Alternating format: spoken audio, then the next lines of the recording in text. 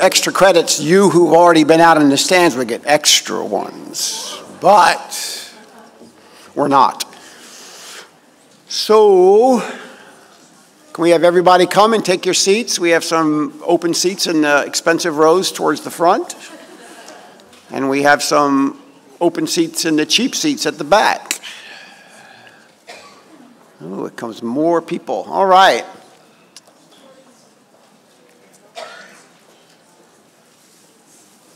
Nell, where did she go? Why? Hi, Susan. Oh, it's like a family reunion. All right. I give a lot of credit to those of you who got into your seats before we started. There's still some more coming in. Come on in. We're about ready to go. There she is. All right. I hear people out there in the hall. Right? Is that just me?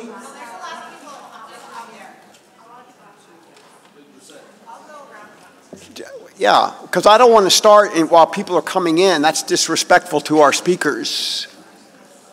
So let's get everybody in here, and thanks to you all for being in here like you're supposed to be in here.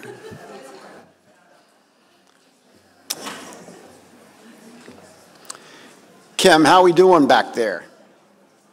Oh, there's Brenda. Are there more people coming in? Can you get them to come in here?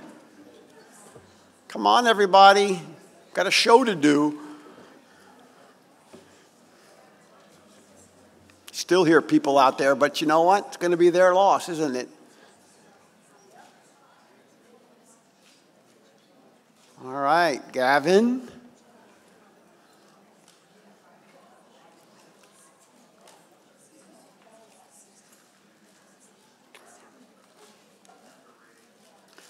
Okay, I think we're about ready to go, are we? I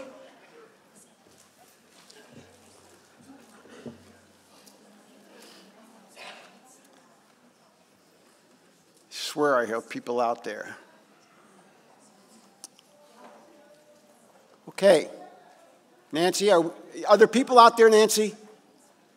Are there people out there in the make them come in here or tell them that, or else. I don't know what the or else is, but we'll figure it out, won't we? You know what? We'll have a trial by jury here, and we'll do something to them. Okay. Now we're just waiting for the executive director of the task force to come in.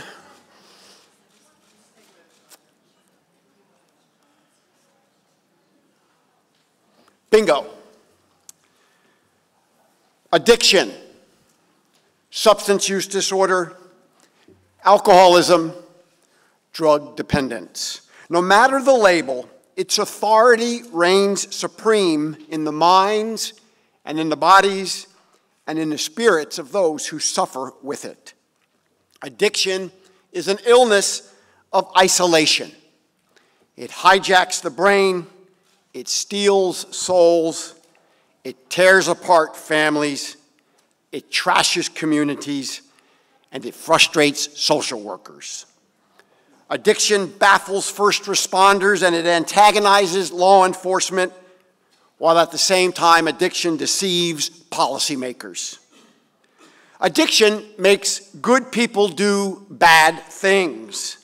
It causes moral people to act immorally, and loving people to hurt those they love and who love them. Most of all, addiction, substance use disorder, alcoholism, drug dependence, whatever you call it, you know that addiction does not discriminate. In this regard, it is the great common denominator. Addiction does not discriminate. Addiction kills.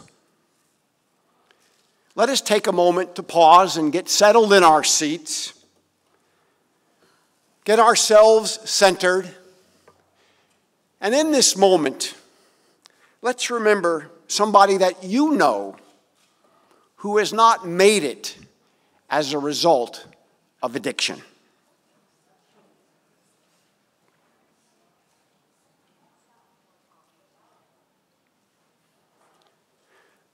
But today isn't about addiction. Today isn't about substance use disorders. No, today is about the antidote to addiction. And what is that? Well, the antidote to addiction is our reason for being here today. We who are men and women in recovery, we who are teenagers and older adults, Jews and Catholics, Muslims and Protestants, Baptists and agnostic and atheists, black and brown, white and red, all colors of the rainbow, all of us, we who are members, family members, who have healed despite it all, we who are counselors and therapists, treatment providers and doctors and nurses and clergy, all of these people are part of the we as well. Here we are, living the solution to the problem and celebrating the truth about recovery. Recovery is real because recovery manifests itself in the minds and the bodies and the spirits of we who are here today. Welcome everyone to Substance Use Disorder Talks, or for short, SUD Talks. I'm your MC for today. My name is William Moyers, and I'm from the Hazelden Betty Ford Foundation, based in Minnesota, where, as we speak, a foot of new snow is falling on the already 4 feet of snow that we've had this winter. And so if anyone out there today is feeling sorry for themselves or suffering from a lack of gratitude, I want you to remember that after this event is over, you're all going to go home to somewhere right around here. And I'm going to go home to where winter still reigns supreme. Now, I can tell you've got a higher level of gratitude already. I am your MC for today's SUD Talks, which makes me nothing really more than a glorified timekeeper. And so that's what I'm going to do today. I'm going to keep us moving. I'm going to keep us on time. I'm going to get us out of here on time after the questions and answer period we're going to have at the end of this formal talk. And by keeping us on time, I'm going to make sure that when we take an intermission here, about a third of the way through this talk, instead of a 20-minute intermission, we're going to make it a 10-minute intermission. I like that. Yeah, I thought of that too. Sorry, that was my ego. And I want everybody who goes out on the intermission to make sure you come back. And that you come back on time, please. I am the MC, which means I am a glorified timekeeper, which means I'm also the task master. It's my job to make sure that all of we behave. And as your glorified timekeeper and your taskmaster, as the herder of we, I ask that you help me out right now by putting your cell phones on vibrate or on silent. I don't want you to turn them off, because in this day and age of social media, which even old people like me are starting to really appreciate, social media is a critical way to get the message out there. Not to get the message of addiction out there, but to get the message out there of what we're here to celebrate today, which is the we of recovery. And so please, put your phones on silent, but use them. Feel free to take pictures and post. If you want to post to the SUD Talks Facebook website, it is SUD Talks 2019, all one, whatever it's called. If you want to tweet, the hashtag is SUD Talks 2019. And if you want to take pictures and post them to your own Facebook page, you can link back. It's still early in the game. That's right. Don't throw him out. It's going to be okay. Tell them I'll call him back later. Okay, there's always one in every crowd that tests me out here. But here we are. And by the way, the last thing I want us all to do, as the taskmaster, the one who's keeping us all moving today, I want you to give a big round of applause when I ask you to the 2 organizations who brought us together today. The Delray Beach Drug Task Force and Florida Atlantic University's Phyllis and Harvey Sandler School of Social Work. Can we have a round of applause and have those members stand up, please? Any members of the task force? Nancy, come on. Yeah, hey, hey,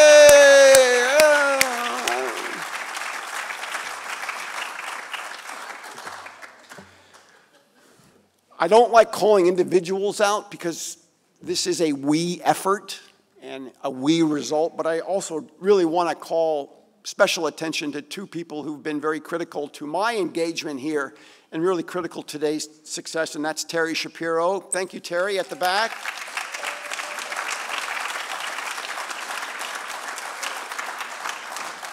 Terry and I go way back. And also to Mort Simpson, who refuses to come out here. He's stage left or stage right, I don't know where it is, but Mort Simpson, wow. And you know what? You're a very compliant, good audience that's engaged. You're doing exactly as I asked you to do so far. Thank you. And I also want to thank our sponsors. Wow. I mean, look how many sponsors we have today. And we wouldn't have been able to make this happen without our sponsors. So let's give a round of applause to our sponsors. I have to admit, too, that since I am the MC and the taskmaster, I'm the one controlling the podium mic as well, and so I get a little extra time here. And I selfishly have to tell you that I love coming back to Florida from snowy Minnesota because I have a lot of friends and fellow travelers down here, and I have a lot of colleagues as well. A lot of people aren't aware of the fact that on the other coast, to me, Florida is just one big sunshiny state, but I know you kind of separate it by coasts and a panhandle up in Tallahassee and so on, and they're all great places, don't get me wrong. But in Naples, Hazel and Betty Ford has a facility there that's making a huge difference in the same way that the sponsors who are also treatment providers are making a huge difference as well. And I love coming back here because when I do, I get to see some of my colleagues, starting with Brenda Iliff. Where is Brenda, our executive director? Where are you, Brenda? Where did she go? Oh, Brenda. And I have to tell you that as a wee fellow traveler, Brenda has been instrumental not just in my career at Hazelden, where I've worked for 24 years, but she's been integral to my journey as well. And Brenda, thank you for all your support personally, and thank you, Brenda, for all your remarkable clinical compassion and passion and expertise, 20-some-odd years working in this field, and whether it's older adults or young teenagers. Thank you, Brenda. Thank you. And also to Kim Becker. Where is Kim? Kim Becker. Where? Oh, there she is, of course, over there next to her. Kim. You know, it's a lonely existence. It's a lonely existence when you're sort of the community person, the boots on the ground, hustling to make these connections with Origins and Purpose of Life and all the other sponsors we have here and treatment providers and hospitals and first responders. And Kim, I know you spend a lot of time on the road. And by the way, Interstate 95 has got to be one of the worst parking lots I've ever seen. But Kim, you really do a great job getting around and representing Hazel and Betty Ford, and I thank you so much for carrying the message and helping to make the connections, which are part of the we. Thank you for doing that. And finally, Kelly Geiser. Kelly Geiser is my colleague. I do fundraising 50% of my time at Hazel and Betty Ford. And Kelly, oh, there you are over there, always standing up. Kelly, thank you, thank you, thank you. Thank you, thank you, thank you. Kelly's worked at Hazel and Betty Ford longer than I have, 25 years now, and we've been passionate about our mission. We're a not-for-profit like a lot of other treatment providers, and we got to raise money if we don't have a margin. We don't have a mission if we don't have a margin, and fundraising is part of that too. Whatever your cause is, make sure you support that cause. Make sure you support that cause. The stakes are high, so too are the rewards. Is Kim Koslow here? She didn't make it. Kim and I went to high school together. Some of you know Kim anyway. I thought she was going to be here, but she's not here, so she doesn't get your applause. Lastly, before we get to the real reason why you all are here, I would be remiss if I didn't take this moment to recognize the most important person in my life, and I've had a long life, Nell Hurley. You know, I began my journey in recovery 30 years ago this August when I stumbled out of a crack house in Harlem, New York, and was locked up in a psychiatric ward in New York City. They didn't know what to do with me, and they sent me to Hazelden, and there my journey began in 1989. Though I have not been sober that whole time, I had been in recovery, or striding for recovery a day at a time. And ever since I came out of that crack house in 1989, I've had a most satisfying life. A good life. But like everybody else here today, that's part of the we. I've had to learn to live my life on life's terms. One day at a time with the highest of highs and the lowest of lows. Living life on life's terms with the highest of highs and the lowest of lows. And learning to live life with a chronic illness that is cunning, baffling, powerful, and patient.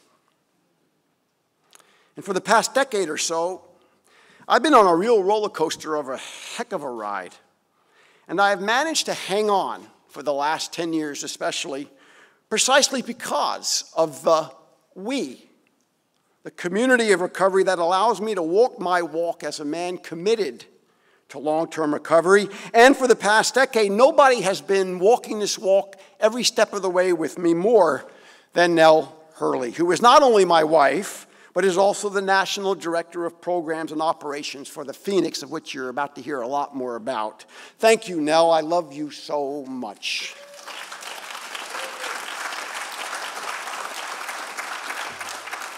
And thank you, Susan Hurley Bennett, her aunt, who happened to come and be part of this today, too.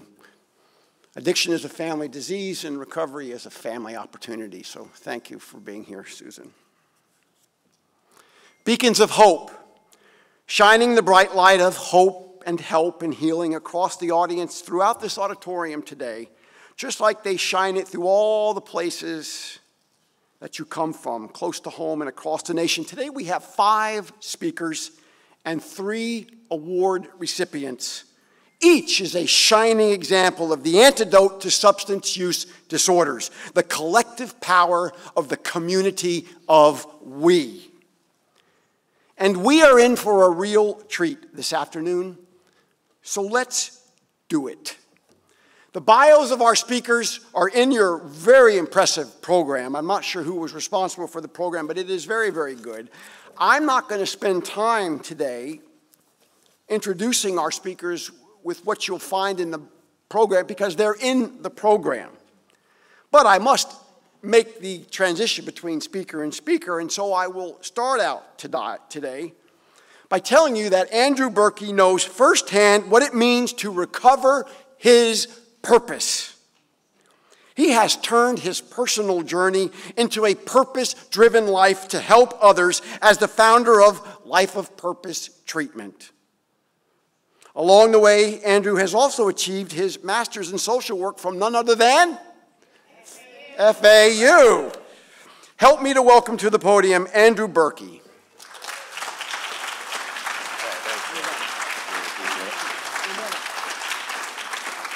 Wait, 1 second.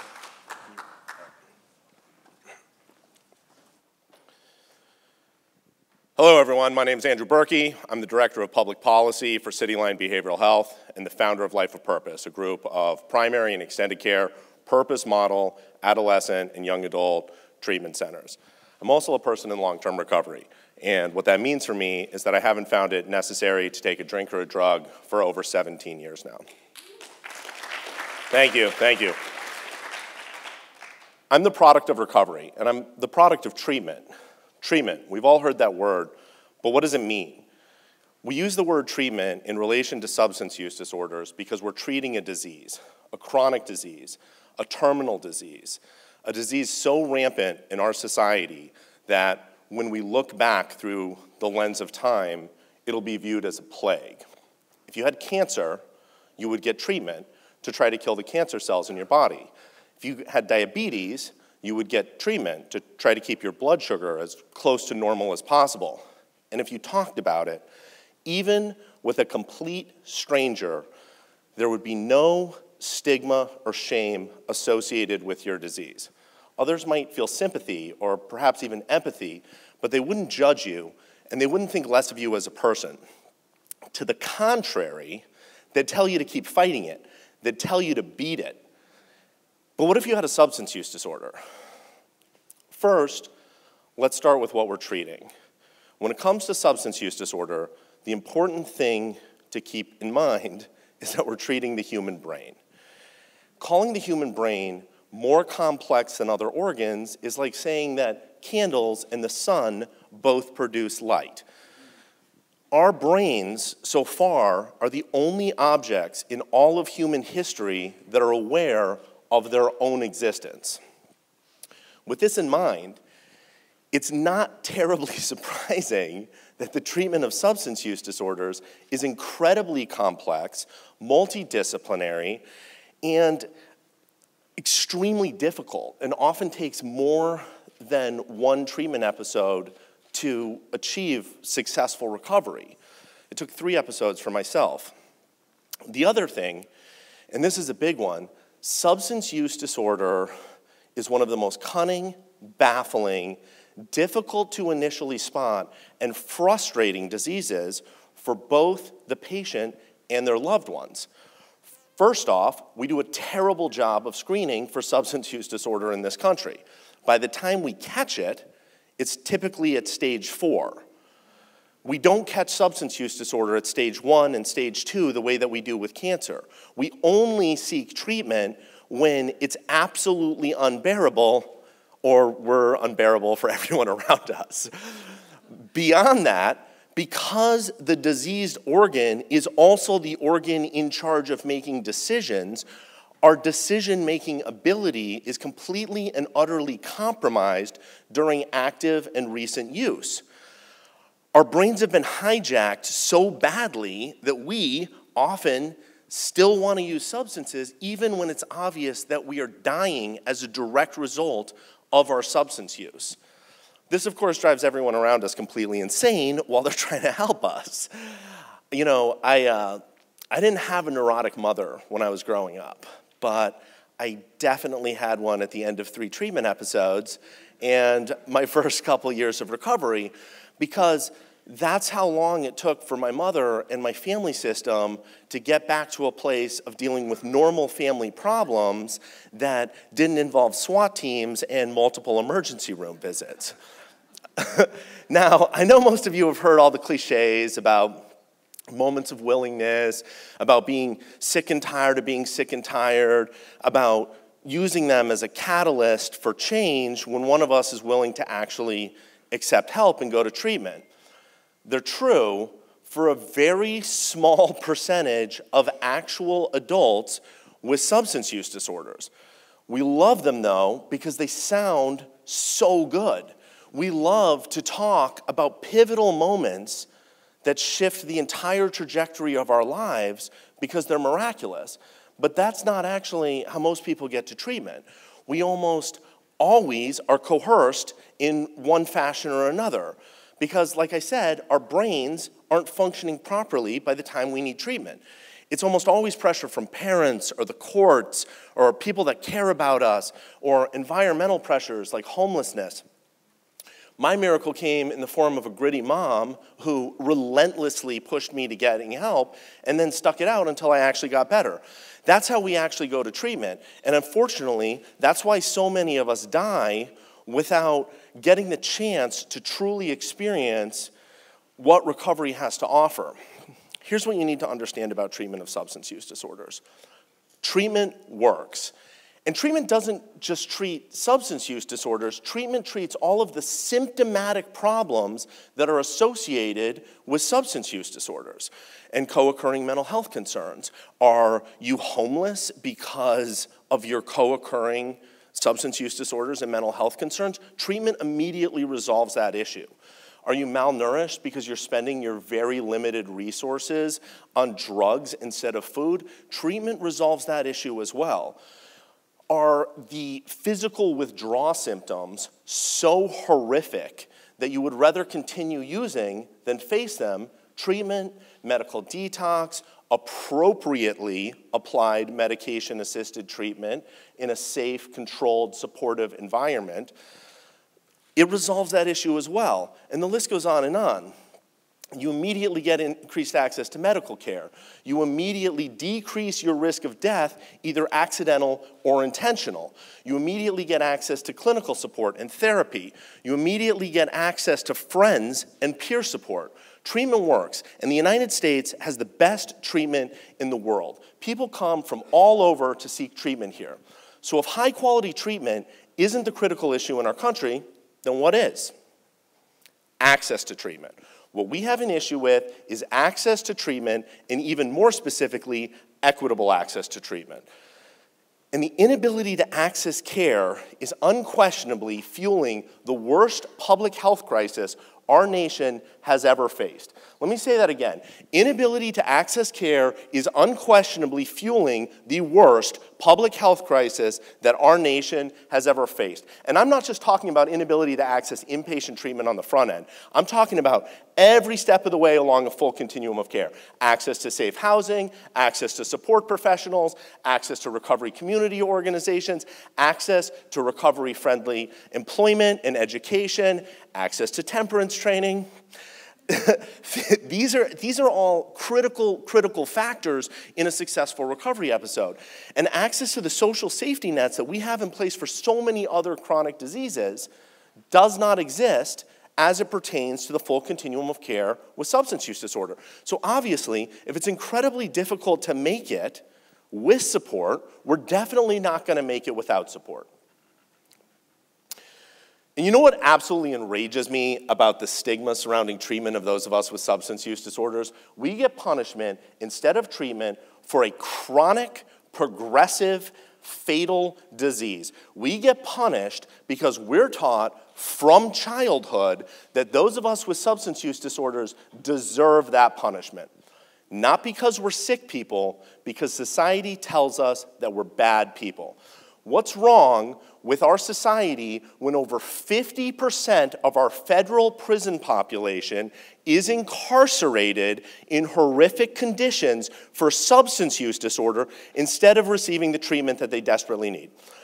What's wrong with our society when we have human rights organizations classifying the over 200,000 individuals being sexually assaulted each year in the US prison system as torture, but our society uses those same sexual assaults as the punchline to pop culture jokes about people with substance use disorders dropping the soap in jail after getting arrested for substance use. 200,000, I might add, is just the number of individuals. The number of incidences is well over 1 million. And what's wrong with our society when it's so commonly accepted that people with substance use disorder get what they deserve, that it's the only acceptable circumstance for an adult in a scared straight program in a public school to threaten a child with a future of incarceration in an environment where they will repeatedly be sexually assaulted as a punishment for developing that substance use disorder. People don't have inequitable access to treatment because we don't know how to treat people with substance use disorders. People have inequitable access to treatment because over a half a century after we officially recognize substance use disorder as a disease, we are still bought into the ever-perpetuated lie that people with substance use disorders are bad people. Maybe not even people at all. And because we're not dealing with real people, good people, we're willing to pay to make them suffer, but we won't pay to help them get well, no matter how big the scale of the problem gets. And let's talk about the scale of the problem. We have a tendency to use extremely siloed thinking when we're talking about this issue. We like to break off little pieces and call them a crisis. But the crisis is much broader and deeper than our current media flurry about opioid deaths and opioid statistics. Last year, we did officially report 72,000 overdose deaths, predominantly driven by the opioid crisis. But we don't like to talk about the 88,000 deaths that are attributed to alcohol. We don't like to talk about the 480,000 deaths attributed to tobacco. We don't like to talk about the 45,000 deaths that are attributed to treatable mental health concerns in the form of suicide. And we really don't like to talk about all the little brain diseases that are only killing 10,000 of us a year, like treatable eating disorders. So what we're really talking about is 750,000 people per year dying in this country as a result of substance use disorders and co-occurring mental health concerns. That's half the population of the county that we're currently in. Not the city of Boca, Palm Beach County, all the cities in Palm Beach. It's half the population of this county. These are mass grave numbers. These are genocide numbers. That's the loss of loved ones. Beautiful, wonderful, valuable lives cut short by our society's apathy as much as by the substances that actually killed them. On the economic impact side, we're now north of $1 trillion, that's $1,000 billion, per year in costs due to substance use disorder and mental health concerns. If we calculate out the lost potential lifetime earnings of every single one of us that dies from substance use disorders and mental health concerns, the economic impact is now measured in trillions, still with a T, but now plural with an S. So where do we go from here? Treatment isn't just about getting people well. Treatment's about so much more. It's about fighting for equitable access to care. It's about a 360-degree comprehensive continuum of care. It's about recovery-ready communities. It's about purpose. It's about peer support. It's about stigma reduction. It's about warm handoffs instead of cold bodies.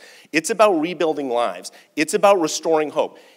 It's absolutely critical that we turn the tide on this crisis, whether it's through tax credits like those proposed in Plan A, or shifting to a values-based care insurance reimbursement model and closing the gaps on parity. There are things we can do that will make a real substantive difference. These aren't partisan issues. These are human issues that affect all of us. We need increased access, and we need it now. For every step of progress we've made up until this point, we're still dying out there. And I patently reject the notion that we can't afford to save lives. We can save lives right now, today, and every life that's saved matters. What we can't afford any longer is to turn our heads and ignore the problem. People fought for me more than once and saved my life. People fought for some of you, for your loved ones. We know that each and every one of us with a substance use disorder is a fight worth winning. It's a life worth saving, however many tries it takes.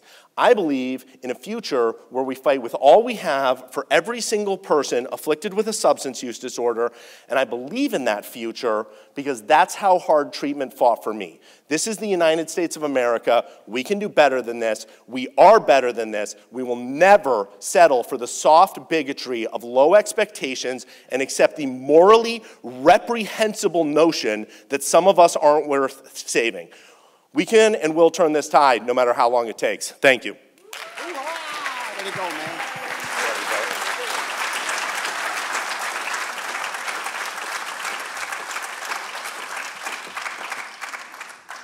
I'm ready to march in the streets. How about you? By the way, Mark and Julie Cantor, nice to see you guys. Thanks for everything. You had to leave us in the Northeast to come and live in Florida, right? Oh, well, Florida's better off. Florida's better. 7 months you've been down here? Yeah, but I was in Minnesota last weekend. I know. And it snowed. It was so beautiful. Yeah. Well, come home with us then, and then you won't see it so beautiful.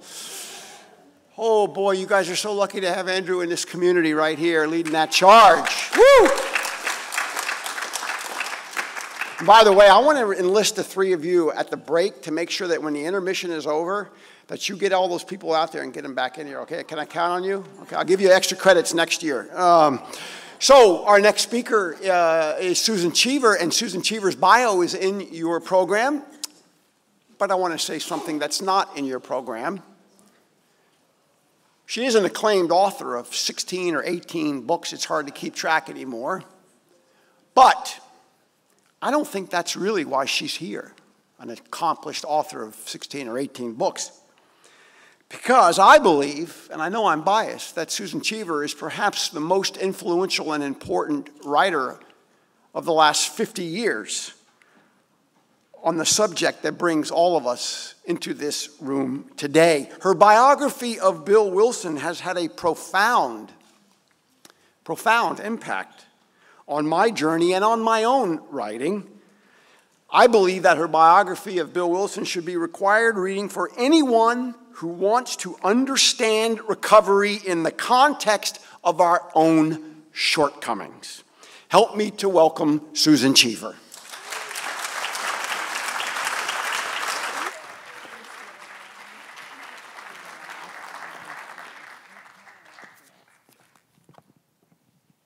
Hi, I'm Susan Cheever, and I have 26 years of sobriety. It took me a couple of tries. I went to my first meeting in 1975, so you can do the math. So I'm just going to share a couple of highlights of those years with you, a conclusion that I've come to and a story that I have to tell. But first I'm going to tell a joke because I love jokes.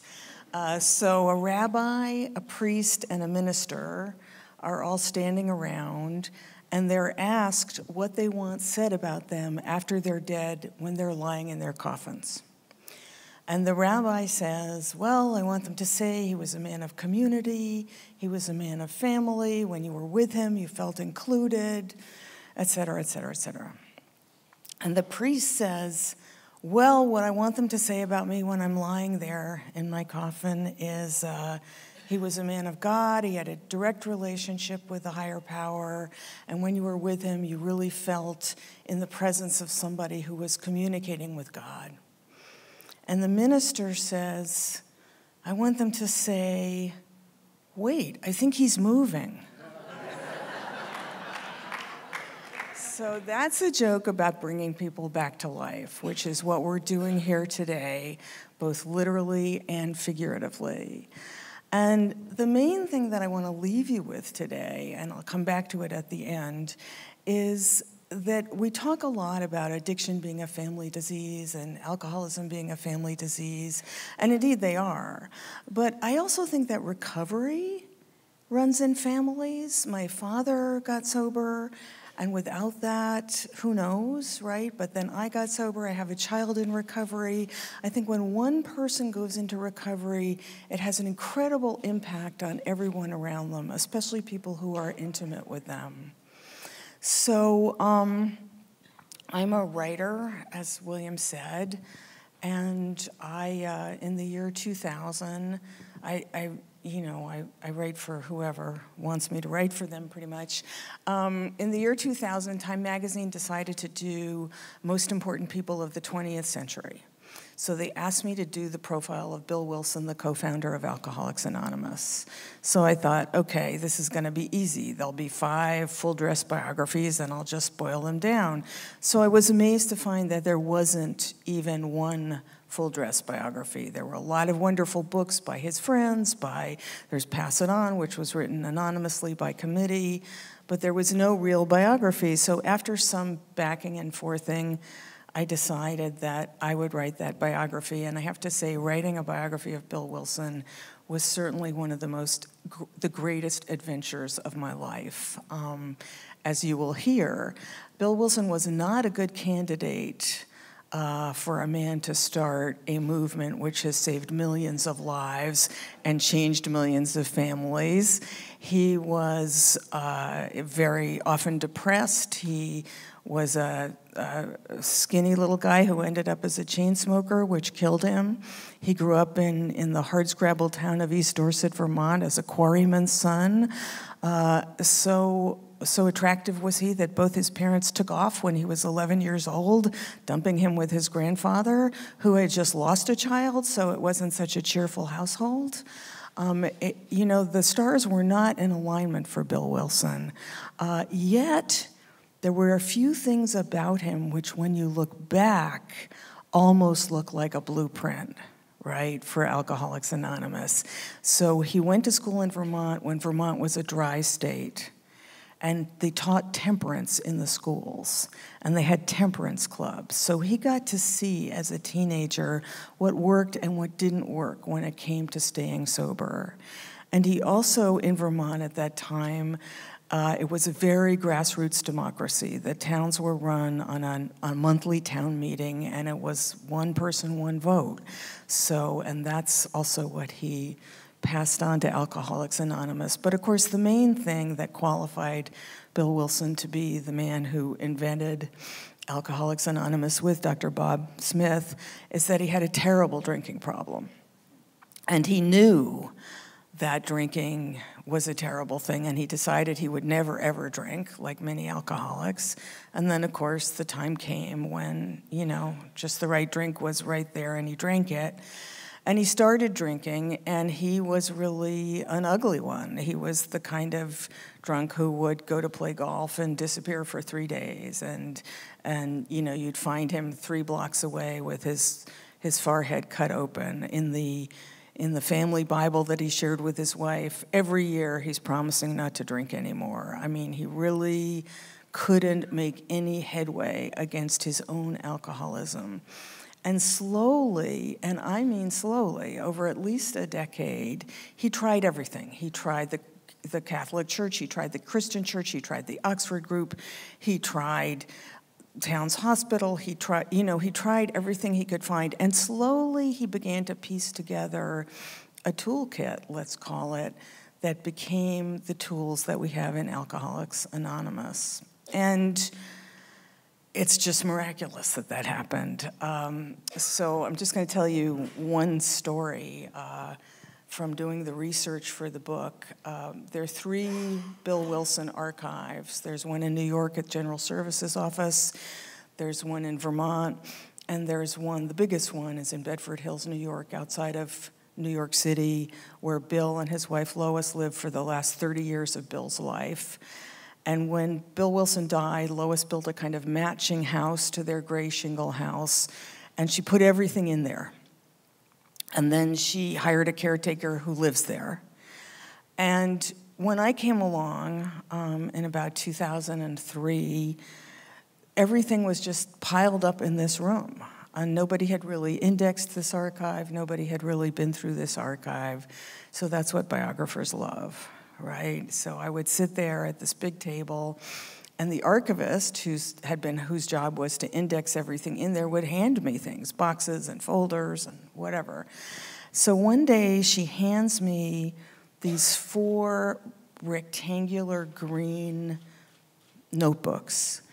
And I see that they're the nurse's logs for the last 3 months of Bill Wilson's life. He was dying of lung disease, as I mentioned. And there were 2 male nurses, and every hour, one or the other of them would make a notation, right? Who visited, what Bill said, what his mood was. He was on oxygen, when they gave him oxygen, when he wanted oxygen and they didn't give him oxygen, when his wife came. Everything was in these logs. So I'm flipping through these logs, and I get to the middle of December, and it says, patient demands a glass of whiskey. And I sat there at this table, and my blood ran cold. I mean, here was a man who invented Alcoholics Anonymous, who had been sober for 35 years, demanding a glass of whiskey. And it was quite a moment. And I made a noise, and the archivist said, I thought that would interest you, right? And I just went, how can this be? How can this be? And, you know, I thought about it. It happened 3 times on his deathbed that he asked for a glass of whiskey. He didn't get one. But it really, for me, was evidence of the soul-crushing power of the disease of alcoholism. I mean, Bill Wilson, 35 years. And also, whatever, you know what I'm going to say about that. But anyway, and also it was evidence for me of the incredible spiritual force that keeps me from having a drink a day at a time, and that kept him from having a drink a day at a time for all those 35 years.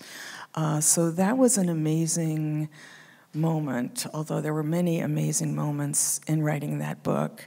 So in conclusion, I just want to come back to what I was saying before about recovery running in families. I guess I can't say it's contagious, but I sort of think it is. And I think that it's important to remember, or it's important for me to remember, that if one person gets sober, it has a huge effect on everyone they deal with, on everyone around them, and on everyone with whom they are intimate. It is like throwing a rock into a pond. And, you know, one of the many principles of AA is really, there's a service principle, but there's also a you have to be sober to make it work principle. It's up to you. And so I would say, or what I want to say in invoking how much Bill Wilson, with all his humanity, helped millions of people, that each of us can also help many, many people by coming into recovery. I can do it, and so can you. Thanks. I have a question for you. Thank you, Susan. You were so good that you actually finished 1 minute and 50 seconds before you needed to. So I'm going to ask a quick question. We're going to have a formal Q&A later on, but do you think Lois Wilson will ever get the acclaim and the recognition that Bill W. has? And if not, or if so, why or why not? So this is a question about Lois Wilson. Will she ever get the acclaim that Bill got? Of course she won't get the acclaim that Bill got, but I would love to see her get more acclaim. She was a rock for him, and after he died in '71, she spent about 20 years making sure that his legacy would be there at Stepping Stones. And I have to say, she also corresponded with my father, asking him if he wanted to write a biography of Bill Wilson. I didn't know this till much later, and he said, no thanks. Good job.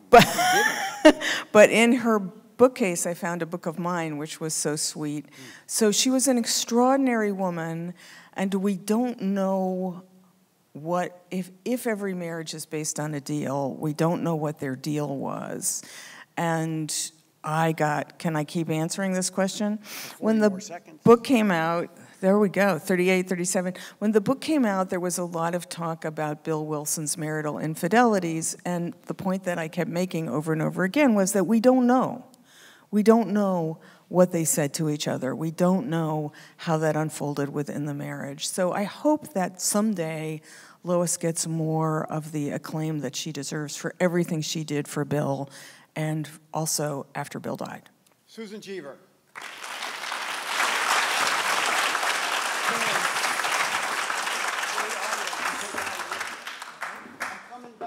coming back, I promise. Here I am.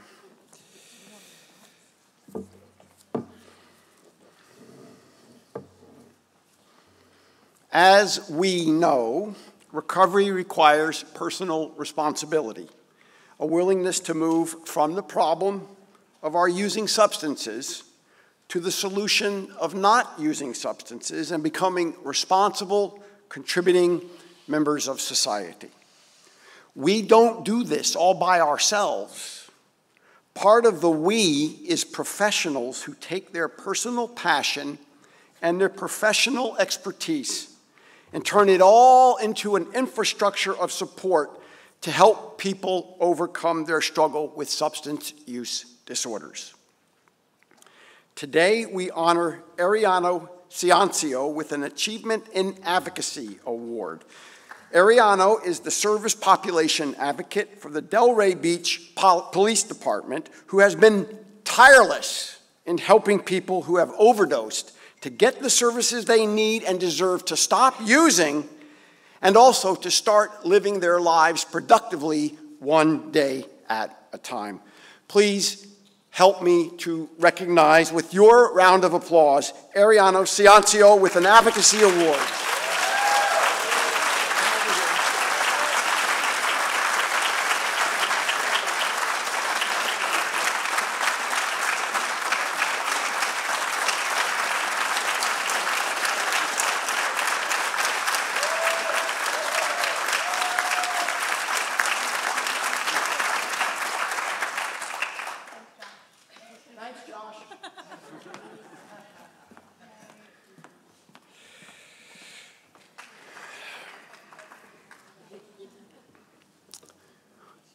In a few minutes, we're going to take our intermission, but we have another remarkable speaker between now and then. I've only had the opportunity to meet Dr. Heather Howard one time, last night. And last night, I got an opportunity not just to meet her, but to hear some of her story, as you will now. Wow. Without a doubt, Dr. Howard has harnessed the power of her personal experience with her clinical and academic expertise and put it all into an impressive ability to unmask the stigma of addiction and to promote the power and possibility of healing that comes from recovery. Dr. Heather Howard has come all the way from here, where she is an assistant professor in the Sandler School for Social Work. Help me to welcome Dr. Heather Howard.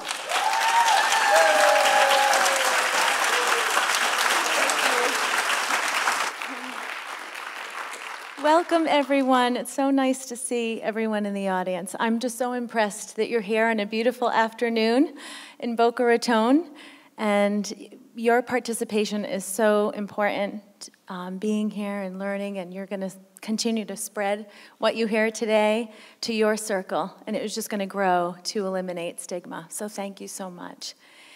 This is really, I'm a clinical researcher here, about a year and a half in South Florida, but I'm not going to share my current research right now. I want to, and you're probably saying, oh, thank goodness, right? I'm going to share some stories, personal and professional and academic, of 3 influential women in my life that have taught me and I've learned from and grown from. And really, they are very different, but they have a connection. They all had battled with opioids. And the 3 areas are women's health empowerment, healing, and sobriety, and how that's possible. So my exposure, actually, to opioids started as a little person. I was very young in 1976, and my mother was diagnosed with systemic lupus. If anyone knows about lupus, it's a very debilitating chronic disease, and many days it's very difficult to get out of bed. And at the time, which isn't very different from the turn of the century, chronic pain in women's health was managed with not prescription opioids, but morphine. And my mother was given a prescription for liquid morphine.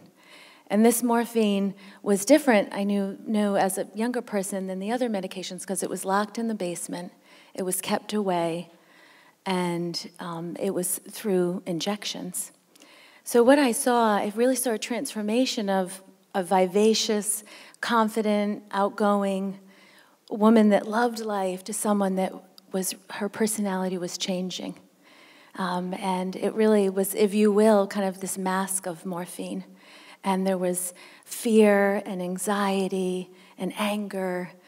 And I didn't know what it was, but I knew as a young person, young children notice differences.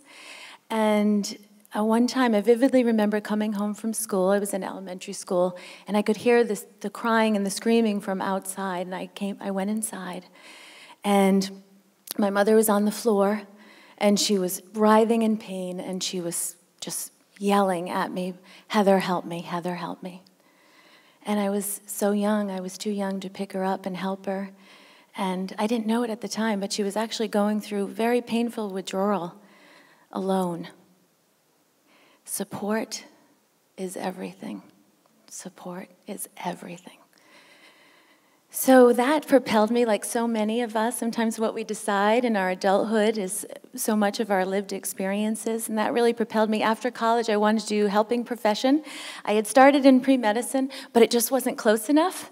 I'm a very relational person, so I chose to get my master's in social work at Boston College, and I really, though, wanted to work in healthcare systems. I wanted to empower women, especially, and how to work through chronic pain in non-pharmacological ways, and how to address, most importantly, trauma. Because as you probably know, both men and women, but especially women, up to 90% with substance use have experienced horrific trauma, childhood sexual abuse, violence, and sometimes current violent relationships. Very, very difficult. So I had the privilege and honor over 20 years working with women in a healthcare setting, a Brown University-affiliated hospital, and just learned so much. The turn of the century, guess what was happening? Prescription opioids. And I knew it as a child that maybe this wasn't a good idea for chronic pain in what I witnessed and what I saw. And then I was seeing patient after patient. It maybe began with, as an adolescent, with wisdom teeth removal and prescribed opioids, or maybe a knee surgery, prescribed opioids, and then that evolved into misuse and sometimes an opioid use disorder. What was happening was also women of childbearing age, which is the most highly prescribed demographic of prescription opioids was having these decisional conflicts around what treatment should I do, what can I do now that I'm pregnant? Well, there weren't a lot of answers at the turn of the century. One particular woman, Lucia, who I was working with, and she was really in a quagmire because she had had one child 6 years previously. She was on medication-assisted treatment, and the infant had substance exposure, and the infant had neonatal abstinence syndrome, which is a treatable syndrome.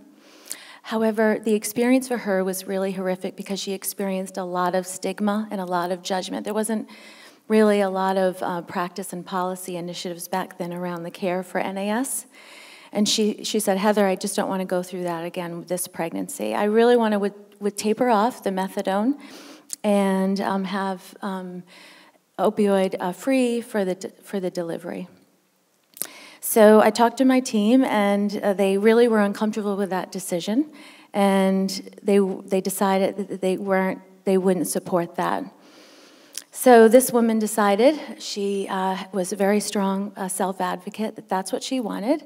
So she went across state lines, and she went to another state that supported that decision. But it took many, many weeks of really advocating with her provider, the methadone provider, to say that she really wanted to taper. Before she had left, we had had a relationship, so I asked her if I could call her in her postpartum period, and she said that would be fine. And I did, and she said, I was able to taper off the methadone in the 3rd trimester. My infant didn't have neonatal abstinence syndrome. That's wonderful. How are you doing now? She said, I'm doing great. I'm going to recovery support groups. I see my therapist periodically. I'm doing great with the baby. And she was in a good place. How was your delivery and immediate postpartum period, I asked her. And she said it was great, except 2 nurses had read through my chart and had read that she was on methadone in her 1st and 2nd trimester. And she said they really judged me for that. And they said, why were you on methadone while you were pregnant? So the social justice social worker in me said, this is so unacceptable that we're continuing to judge women in healthcare decisions, and now it's 2005, 2006. So another woman propelled me to go back to school, and that was Lucia. And I decided to really scientifically investigate what is this lived experience and what's happening for women that have a substance use disorder, and then particularly opioids, and then subsequently become pregnant. So from one of the studies that I conducted, there was this remarkable revelation from the qualitative data. It was support. Of the 20 women that I had interviewed, 2 of them had received support. Now, mind you, all of them they had internal stigma and received external stigma, but 2 had received support. One was from a nurse in the NICU, and one was from an OB, different states.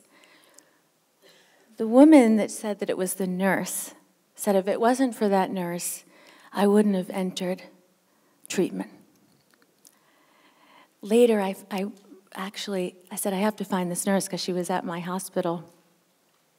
And I found her of 1,000 nurses in this hospital. I asked for the nice Kelly. And I said, Kelly, how do you practice, your maternal nurse practice? And she said, I just treat everybody the same. And I said, keep doing that because it's working. And then this revelation, how is this construct of support for autonomy, support that you can believe in someone, that they can do that, support that they have the competence for change, how is this mediating variable that really is this catalyst for people asking for help? Because the flip side of it, we know that stigma is disinhibiting. And that's what creates this space where we're afraid to ask for help. We know in some shame theory, Dr. Nathanson talks about shame coping strategies, right? they're not healthy, and many times they're managed through alcohol and substance use. Shame is really the root of alcohol and substance use. It's a self-loathing and it's a self-hatred. And sometimes we withdraw, sometimes we attack ourselves, sometimes we attack others. Dr. Brené Brown talks about shame resilience. There's actually hope in that we can move through shame.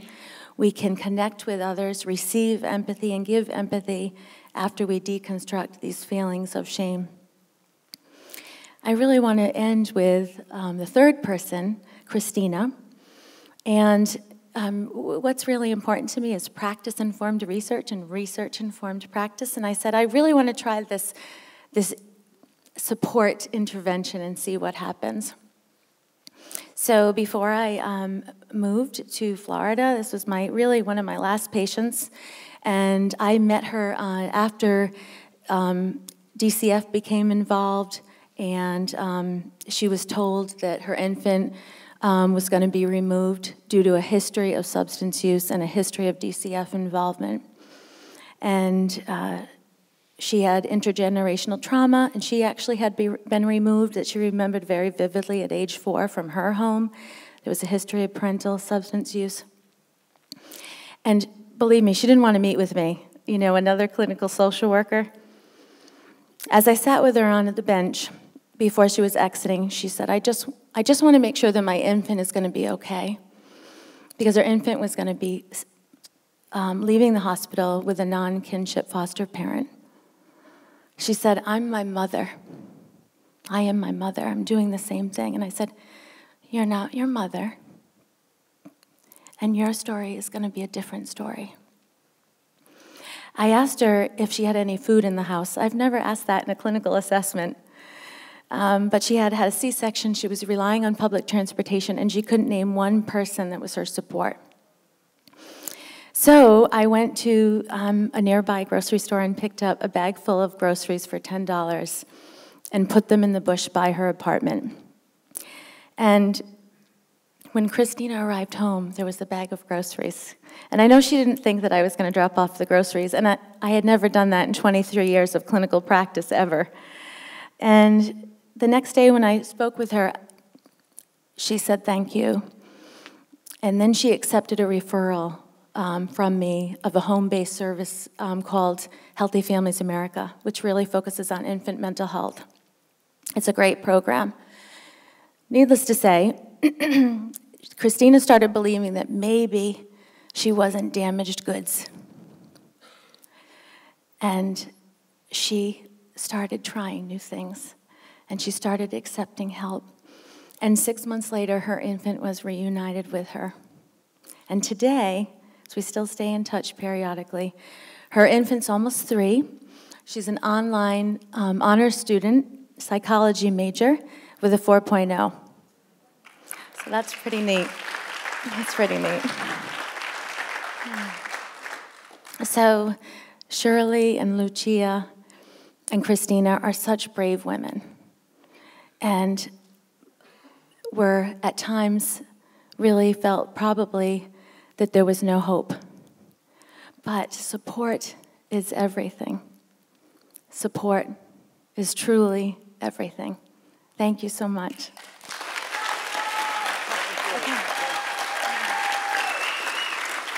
Dr. Heather Howard, thank you. So we have a minute here. I want to just ask you, the opioid epidemic really did level the playing field, and it got everybody to finally wake up to the realities of substance use disorders and how they manifest themselves. How has the School of Social Work here and social workers in general, how have they had to adapt to the reality, not just of the opioid epidemic, but the fact that addiction is rampant in what they do in terms of the clients they help? Sure, great question. And, you know, not only for social work, I'm a real proponent for nursing and medicine to have classes or full courses in addiction and treatment. We're actually going to be starting a program at our school, so to be certified in substance use treatment, which is really, really exciting. But we really make it a priority. We have several electives, and we have, in my course, we have several classes around treatment engagement and prevention and intervention. So I appreciate you asking that. Thank you, Dr. Heather Howard. Oh, here you go. How are we? We are good. Woo! Okay, so we're going to take a little intermission now. By the way, I have to do a public service announcement. Today we go on daylight savings time or go off of it. What is it? I don't know, but just remember to do what you're supposed to do tonight. Okay, we're going to take a 10-minute intervention here, or interruption here. Or you do a 10-minute intervention too if anyone needs one. But I want everybody to really pay attention to coming back into your seats in 9 minutes so we can start in 10 minutes. Is that a deal? We'll see you in 9 minutes.